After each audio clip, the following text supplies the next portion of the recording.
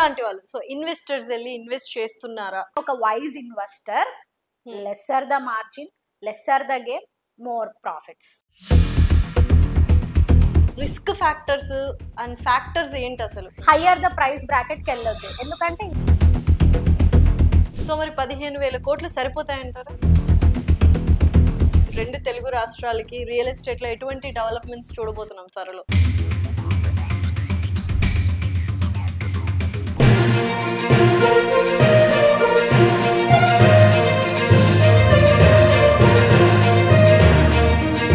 Hi hello నమస్తే, welcome to our channel. So ప్రస్తుతం స్టూడియోలో మనతో పాటు ఉన్నారు S infra heights private limited founder doctor Sravanthi Ellasiri. నమస్కారం శ్రవంతి గారు. నమస్తే లాస్య గారు. ఎలా ఉన్నారు? ఐఎమ్ గుడ్, మీరు ఎలా ఉన్నారు? కూడా చాలా బాగున్నాను. సో ఎలా జరిగింది Singapore informative trip? Yeah, so బేసికల్ గా సింగపూర్ అంటే ఇండియా నుంచి మనం అక్కడికి వెళ్ళి ముఖ్యంగా మన రెండు తెలుగు రాష్ట్రాలని investments, especially real estate sector investments wise రెండు రాష్ట్రాల్లో ఎలాంటి ఆపర్చునిటీస్ ఉన్నాయనే సెషన్ చేయడానికి వెళ్ళాను. It was very very informative and compare to సింగపూర్లో ఉన్న మన ఎన్ఆర్ఐ కమ్యూనిటీ, ఇండియన్ కమ్యూనిటీస్ కానీ they have shown lots of interest. ఇక్కడ ఎలాంటి పరిస్థితులు ఉన్నాయి, వాళ్ళకి ఎలా రిటర్న్స్ వస్తాయని సెషన్ చాలా బాగా జరిగింది. సో దానికి సారాంశం ఏంటి? ప్రస్తుతానికి మనకు హైదరాబాద్ కి రెండు తెలుగు రాష్ట్రాలకి రియల్ ఎస్టేట్ లో ఎటువంటి డెవలప్మెంట్స్ చూడబోతున్నాం త్వరలో? అంటే ఇప్పుడు మనకు రెండు రాష్ట్రాలలో కూడా మనకు వచ్చిన పెను మార్పులు ఏంటి? గవర్నమెంట్ చేంజ్ కదా. సో గవర్నమెంట్లు మారి హార్డ్లీ మనకు ఒక 8 నెలలు అవుతుంది, 6 నుంచి 8 నెలలే అవుతుంది. సో ఇప్పుడు వాళ్ళు అడ్మినిస్ట్రేషన్ మీద ఫోకస్డ్ గా ఉన్నారు అండ్ కొన్ని అనౌన్స్మెంట్స్ మాత్రమే చేశారు రెండు ప్రభుత్వాలు కూడా. సో ఒక ఎకో సిస్టమ్ ఏర్పడి ఇంకా we have more than 5 years, మనకి ఇంకా అహెడ్ ఇంకా 5 సంవత్సరాలు ఉంది. ఈ లోపల ఎలాంటి ఇన్ఫ్రా రాబోతుంది, ఎలాంటి ఎంప్లాయ్మెంట్ క్రియేట్ అవుతుంది, రెండు రాష్ట్రాలు కూడా ఎలా డెవలప్ అవుతాయి. ఇప్పుడు హైదరాబాద్ అనుకోండి, సిటీ ఆఫ్ పర్ల్స్, గ్లోబల్ సిటీగా ఎవాల్వ్ అవుతుంది. అమరావతి తీసుకుంటే అది పీపుల్స్ క్యాపిటల్ సిటీ అన్నమాట. సో అది ఇంకెంత ఆపర్చునిస్టిక్ గా వెళ్తుంది. ఇలాంటి these are all the futuristic things where governments తీసుకునే డెసిషన్స్ ని బట్టి ఆధారపడి ఉంటాయి. బట్ తెలుగు రాష్ట్రాలు కావచ్చు, లేకపోతే అబ్రాడ్ కావచ్చు, ఒక ఐలాండ్ అయినా కావచ్చు, పీపుల్ ఎసెట్స్ ని బిల్డ్ చేసుకోండి. డెఫినెట్లీ అంతే. మీ సోషల్ సెక్యూరిటీని పెంచుకోండి. ఒక ఇల్లు కొనండి, ఒక ప్లాట్ కొనండి, వీలైతే ఒక గజం స్థలం మీ పేరు మీద ఉంటే అది జనరేషన్స్ కి పాస్ అవుతుంది అనే మా ఒక real estate investments are emotional and security investments అనేది మనం అర్థమయ్యేటట్టు చేయాలన్నమాట. ఓకే. సో మొన్న బడ్జెట్ సమావేశాల్లో ఆంధ్రప్రదేశ్ కి ఎస్పెషల్ అమరావతికి 15,000 కోట్ల రూపాయలు బడ్జెట్ ఇవ్వడం జరిగింది. అవునండి. సో ఇంకో హైదరాబాద్ లాగా అమరావతి ఎన్నేళ్లలో అవుతుంది? అసలు Hyderabad versus Amaravati no comparison. No, ఎందుకంటే హైదరాబాద్ 400 ఏళ్ల చరిత్ర. Amaravati it's a baby, it's a budding one. Amaravati is people's capital, dream capital అన్నమాట. సో ఎందుకు అమరావతి వర్సెస్ హైదరాబాద్ ఎందుకు చూడొద్దు అంటే, హైదరాబాద్ కి already potential proven market results మనం చూసేసాం. Correct. IT industry, pharma industry, agriculture industry, ultra luxury industry అన్ని మనం ఇక్కడ చూసేసాం. అమరావతిలో మనం ఇప్పుడు ఏం చూడబోతాము అంటే నెక్స్ట్ ఫ్యూచరిస్టిక్ గా అది ఎలా డెవలప్ అవుతుంది. ఎందుకంటే అమరావతి మీరు తీసుకుంటే అది బ్యూటిఫుల్ గా కృష్ణా రివర్ బెల్ట్ మీద, లైక్ ముంబై, వైజాగ్, అంటే ఒక సీ ఉంటే ఎలా అయితే ఎక్స్పోర్ట్ ఇంపోర్ట్ కి ఎంత పాసిబుల్ ఉంటుందో అలాంటి ఒక డెవలప్మెంట్ రావడం కోసమే అప్పుడు నారా చంద్రబాబు నాయుడు గారు ఆ డెసిషన్ తీసుకొని Amaravati was as a capital city అన్నమాట. సో అమరావతి ఎవాల్వ్ అవ్వడానికి టైం పడుతుంది. బట్ ఇన్వెస్ట్ చేసే వాళ్ళు డైవర్సిఫైడ్ గా చూస్తారు. They will have an option open for Hyderabad and option open for Andhra Pradesh as well. Not only Amaravati అని కాదు, ఆంధ్రప్రదేశ్ మీదకి ఒకసారి రెండు వైపుల్ని కన్సిడర్ చేస్తారు. ఓకే. సో ఆన్ యావరేజ్ గా అంటే మీరు అన్నట్టు ఫ్యూచరిస్టిక్ డెవలప్ అవ్వాలి అంటే ఎన్ని ఇయర్స్ పడుతుంది అమరావతి? అంటే ఇది ఫేజెస్ వైజ్ గా డెవలప్ చేయాలి అని చెప్తున్నారు. సో ఇప్పుడు మనం అమరావతి తీసుకుంటే కోర్ క్యాపిటల్ అని ఉంటది and capital city, capital region, ఇలా 3 divisions. ఎలా అయితే మనకి ఇక్కడ హెచ్ఎండిఏ, డిటిసిపి ఇలా ఎలా అయితే ఉన్నాయో పరిధిలో, అలాగే మనకి అమరావతిలో ఏంటంటే కోర్ క్యాపిటల్ అంటే క్యాపిటల్ అమరావతి చుట్టుపక్కల అన్నమాట. చుట్టుపక్కల ఎస్, క్యాపిటల్ సిటీ అంటే ఆ రేడియస్ ని దాటుకొని, క్యాపిటల్ రీజియన్ అంటే ఇంకా చుట్టుపక్కల గ్రామాలు అవన్నీ తీసుకొని అన్నమాట. సో కోర్ క్యాపిటల్ డెవలప్ చేయాలి ఫస్ట్.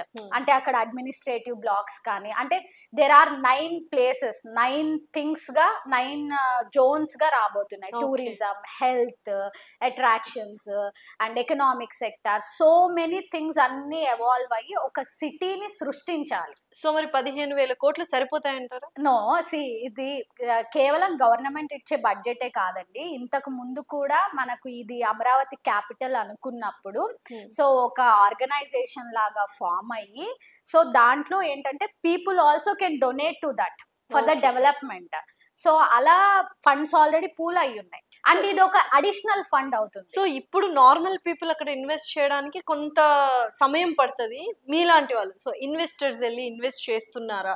ఎస్, 100%. నేను మీకు ఏం చెప్తున్నానంటే, మనం మాట్లాడుకున్నట్టు అమరావతి కోర్ క్యాపిటల్ ఏదైతే ఉందో అది వచ్చేసరికి 45,000 రూపాయల పర్ స్క్వైర్ యార్డ్ ఉంది. 45,000 రూపీస్ పర్ స్క్వైర్ యార్డ్. అంటే you are in the core place. Okay, you are very close, you are in the heart of Amaravati. Whereas coming to capital city which is at 25,000 rupees per square yard. Whereas capital region తీసుకుంటే it is 10,000 to 15,000 between. అంటే simplified గా చెప్పాలంటే కృష్ణా నదికి అవతల, కృష్ణా నదికి ఇవతల, అంతే అంతే సింపుల్ అన్నమాట. సో మీరు ఇందాక అన్నట్టు చాలా టైం పడుతుంది టు బి డెవలప్డ్ కాబట్టి Amaravati. And due to government పెను మార్పుల వల్ల, ఫర్ ఎగ్జాంపుల్ ఆంధ్రాలో తీసుకుంటే గవర్నమెంట్ మార్పు వల్లనే ఇంత సామ్రాజ్యం సృష్టించాలి అన్న ఒక థాట్ వచ్చింది. సో టు బి డెవలప్డ్ కాబట్టి, సో నిజంగానే అది అవుతుందా? రిస్క్ ఫ్యాక్టర్స్ అండ్ ఫ్యాక్టర్స్ ఏంటి అసలు? It's a sensitive market, it's a futuristic market, it's an attractive, futuristic and risky market. ఎందుకంటే 6 నెలల క్రితం కోర్ క్యాపిటల్ లో 15,000 రూపీస్ పర్ స్క్వైర్ యార్డ్ ఉండింది. ఓకే ఓకే, ప్రైస్లు ఎప్పుడు పెరిగాయి? After government formation. This is called inflation. Okay, this is called inflation. So ఈ price stabilise ఎప్పుడు అవుతుంది?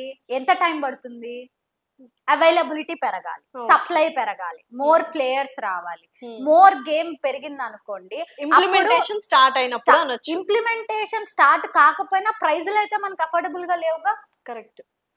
అఫోర్డబిలిటీలోకి రావాలి, ప్రైస్ కరెక్షన్ రావాలి అంటే more scope of availability of products రావాలి, లేఅవుట్స్ రావాలి, హౌసింగ్ రావాలి. ఇవన్నీ వచ్చాయనుకోండి, మల్టిపుల్ ప్లేయర్స్ వచ్చారనుకోండి. ఇప్పుడు చూడండి, if we go to a branded shop, Raymonds కి వెళ్ళాం అనుకోండి, సూట్ ఎంత ఉంటది? మినిమం ఒక సూట్ ముట్టుకోవాలి, మనం ఒక మెటీరియల్ కాస్ట్ ముట్టుకోవాలి అంటే it is above 15,000 rupees. Okay, అంటే ఆ మైండ్ సెట్ ఉన్నవాడే అక్కడికి వెళ్తాడు. అంతే. డిమార్ట్ కి ప్రతి ఒక్కళ్ళు ఎందుకు వెళ్తారు? అఫోర్డబిలిటీ, ఆప్షన్స్ కూడా. వేరే that is how we have to classify choosing and investments అన్నమాట. అంటే ఏ సెక్టార్ పీపుల్ ఎంత అఫోర్డబిలిటీతో ఏ ప్రైస్ రేంజ్ లో ఎంత బ్రాకెట్ లో ఎంటర్ అవ్వగలుగుతారు. ఇప్పుడు అదే కోర్ క్యాపిటల్ లో ఆర్గానిక్ గా అఫోర్డబుల్ సెక్టార్ వచ్చింది అనుకుందాం.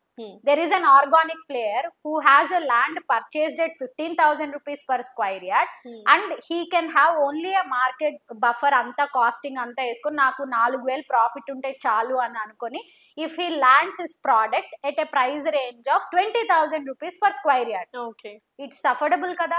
So obviously అక్కడ పాసిబిలిటీ ఉంటుంది, but people are not ready to correct the price. Okay, అలాంటప్పుడు ఏమవుతుందంటే ఎప్పుడైనా మళ్ళా ఇంకొకసారి ప్రభుత్వం మారినప్పుడు, ఈ కంటిన్యూషన్ బ్రేక్ అయినప్పుడు మళ్ళా ప్రైజెస్ అనేవి డౌన్ ఫాల్ అవడం జరుగుతుంది. కాబట్టి ఎప్పుడైనా మీరు డెసిషన్ తీసుకునేటప్పుడు ఆర్గానిక్ గా ఆలోచించడం is very very important.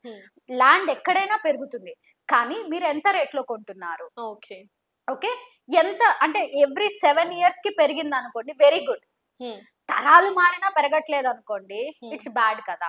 So that is how ఇప్పుడు అమరావతి ఏంటంటే it's a very futuristic and attractive గా కనపడుతూ ఉంటుంది.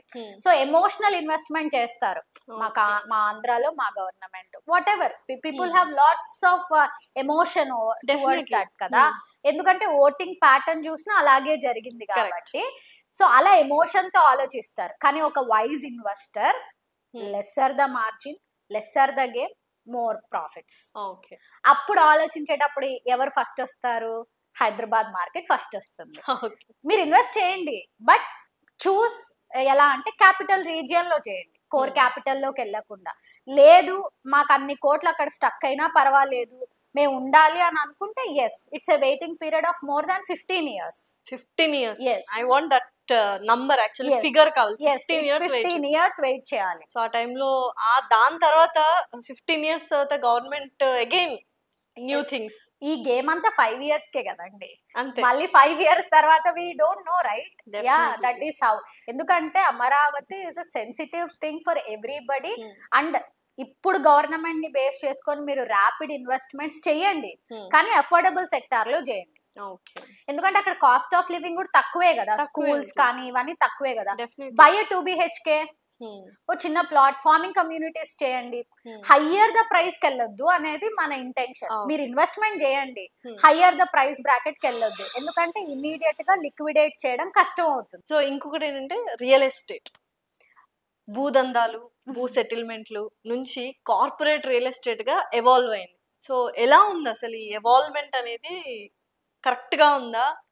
రియల్ ఎస్టేట్ లో ప్రతి ఒక్కళ్ళు ఒక ఇన్వెస్టర్ కానీ ఒక ఇన్వెస్ట్మెంట్ కానీ చేయొచ్చా?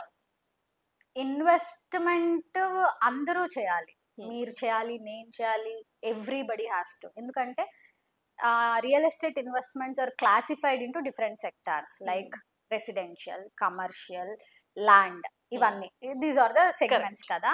సో ఇన్వెస్ట్మెంట్స్ చేయాలి. ఇప్పుడు మనకు అవసరానికి ఎవరు మనకు హెల్ప్ చేస్తారు?